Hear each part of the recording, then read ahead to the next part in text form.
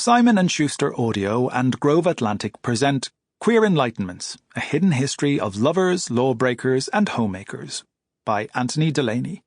Narrated by Anthony Delaney.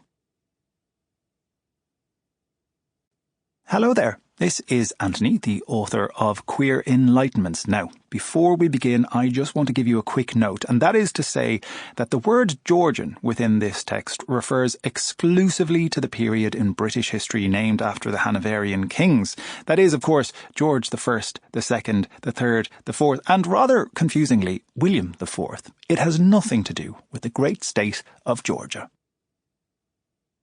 Author's notes.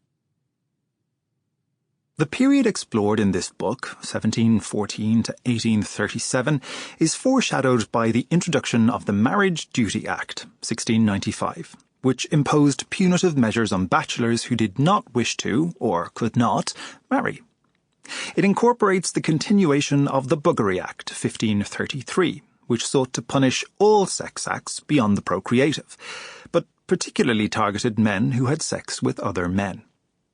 This period also includes other pivotal moments in the history of gender and sexuality, such as the raid on Margaret Clapp's Molly House, 1726, the introduction of Hardwicke's Marriage Act, 1753, and the raid at the White Swan on Vere Street, 1810, a proto-gay bar.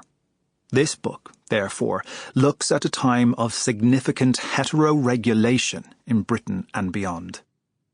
I coined the term heteroregulation in its current context while writing my PhD, to be used as an alternative to heteronormative. I reject the linguistic implication that there is a normal heterosexuality, counter to which others might be judged abnormal and legislated against accordingly. There is nothing normal about the heteronormative. Indeed, the term heterosexual once implied an abnormal or perverted appetite towards the opposite sex, or a morbid sexual passion for one of the opposite sex. Instead, heteroregulated better describes the deliberate social, cultural, and legislative acts that were calculated to control and admonish minority groups across several centuries.